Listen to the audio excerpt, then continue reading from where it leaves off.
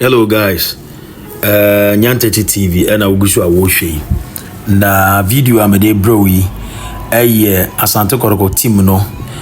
bra omo ekoshia Kaizer Chiefs mpanyimfo a omo wo Durban na omo no kwaye pre-match formalities any the inspection of the venue yebebo match no and any other business bia ehun be hia se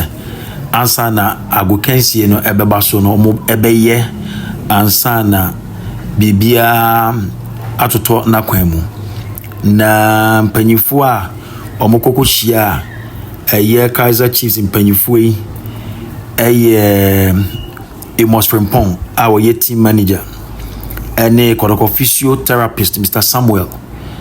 and Opanyini Richard Osei Akutu on the club administrator and Bania Felix and Opanyini friend of Kwabena Asenso and now who said Omako Shia or Mofefe Ewo Moses Mabida Stadium yes stadium Kasia pa honum na agokansi no ebekoso na meeting bi say no eya na ehia every say honum na Kotoko enya opportunity presenting the JC mienu a Kotoko ewo no ode ni nyina kire ya omonso JCs the omo be share the first half no and the omo be share the second half first half omo be share the yellow no na second half no so ma share black no ni nyina no modeni nyina cha Asante Kotoko mpanyifo no fefefe ewo Moses Mabida Stadium na onim stadium ya Kotoko bebo match wo eso papa nye baba yara yonko kra no ko nim se baba yara around 40 something thousand but that stadium we no na efa 55,000 capacity ansana omo expanding across 75,000 capacity enti stadium son papa enunti no se omutimi fele stadium no mane ye madia na just say players no also omutimi hu say they are standing in a very big stadium capacity no so a enipa dom so ewo ho megidi se the South Africa for si pe vuvuzela no omobebo vuvuzela ewo honom enunti no ehun be hia Jesse na omo be she no goalkeeper ne de no ene first half ne second half Jesse so omo be she no na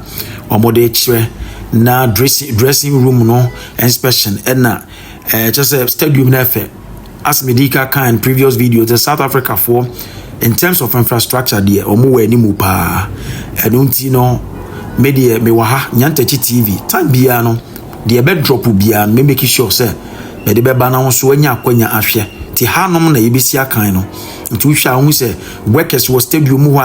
omo level so omo atwa grass no che se omo water so ensiesie bia pitch ni hia bia no omo make sure so omo be ye ni nyina kama sem de be ya edru nyankopon ya adoma da game ni ye de be hyehyɛ so a ye nyina ye betimi ahwe game no fefefe DSTV for so ebeyi ama wobia enye biahwe enti me feel say going to South Africa was a very good decision.